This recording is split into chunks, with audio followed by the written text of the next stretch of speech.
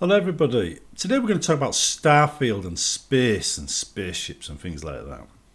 Now, I don't know about you, but I wasn't expecting Bethesda to do the kind of work they did on the space side of things. I expected it to be travel between planets, hop off your ship, do your business. But it seems to be a bit more than that, and they've put in a whole new section of gameplay into this just to cover spaceflight, which makes the whole thing quite interesting.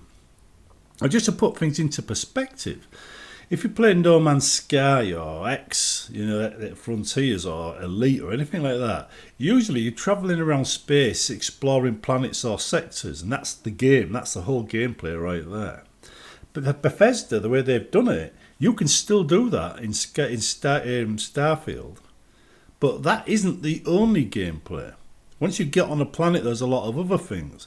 I know that's true of No Man's Sky, but Bethesda are well known for making some really good quest lines and side quests and things like that on the planets. So when you get down to the planet, it won't all be procedurally generated routine stuff that you've done 1,000 times that makes it feel a bit grindy. It'll be a little bit deeper than that.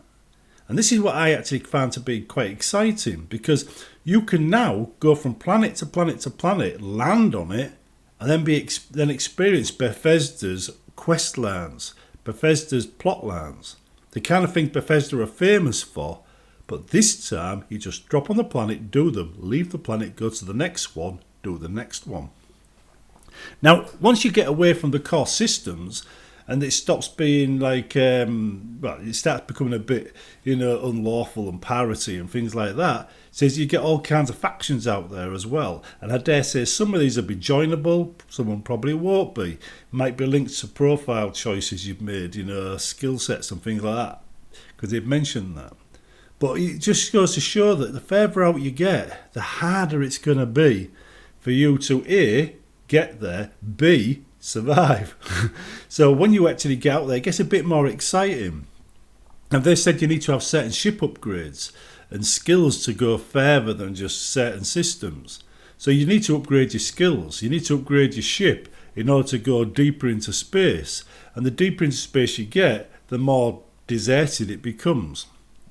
And they say there's a lot of unclaimed planets out there. And whilst there's only I think it's 2 in 10 or 1 in 10 are actually got habitats or alien life on them, the rest of them are just barren. It means you'd be searching for those planets, looking for a good place to lay down your outposts and things like that, out on the rim, somewhere like that. Now, in between there, you're going from planet to planet, you jump into a sector. In that sector, you have random encounters.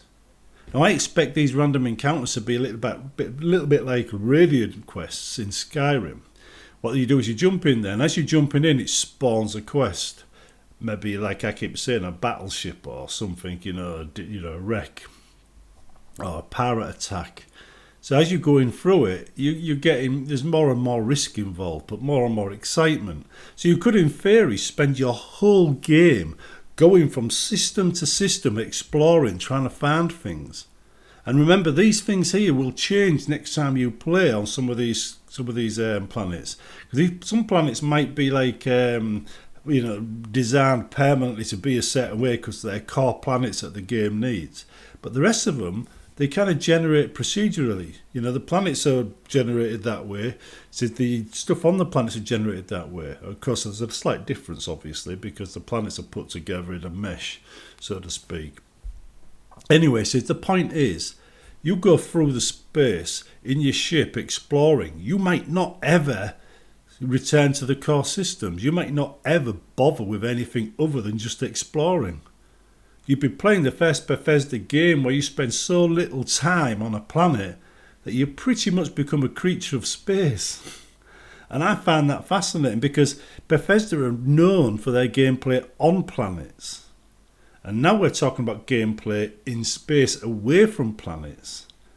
And whilst you can link the two and you can go from planet to planet trading and fighting and doing missions and stuff, you don't have to. You can upgrade your ship as well. They said that you could capture ships and you could dock at some port somewhere and recover it from there. They've also said you have to register the ships, so it's a control system that they put in to stop you just attacking every ship and making an absolute fortune. You register the ship, it says, and then you can use it, which will cost you some money. So yeah, so you've got the elements of X Frontier there, where you could take on pirates and capture ships and then sell them off to make money. You've got elements of Elite, where you can explore planets, and other games, and No Man's Sky. It's all in there. And then, once you've finished doing all the space stuff and you found that planet you like, that's extra special with a nice sunset and good creatures and stuff like that, and maybe the right locals, and you lay down your base and you start manufacturing stuff, you can become a trader. This is all quite interesting, I found. It's not just the fact that you've got the space game with the ship design and all that involved. It's the fact that you've got other elements on the planets that aren't usually part of space games, which are now a massive part of Starfield. And I think that's partly why I think Starfield will take these kind of things to a new level. Because if you think about all the games that do space games right now, or are space games, none of them supply what Starfield is supplying. Starfield is unique in that respect. There's only one that might be qualifying in the same category, and that's No Man's Sky. But you can't compare No Man's Sky's quests to the kind of quests Bethesda do. They're just light years apart, and Bethesda win hands down. Although No Man's Sky is kind of like a bit random and sci-fi-ish in its own way, but I don't think its plot is designed to make sense. I think its plot is there to just slowly unfold and give you a general inkling of what's happening in a kind of alien kind of way, where I think Bethesda's one to be all human. You'd be able to understand it fully. Anyway, the point being is you could spend your whole game in space, only touching down occasionally to resupply, pick up something, sell some things, and you could just play the whole game that way. Just like you do with any other space game. Or you could just hop from planet to planet. It works. Why not? So if you were to actually do the bit of both, then you'd be experiencing a type of gameplay you just don't see in space games these days.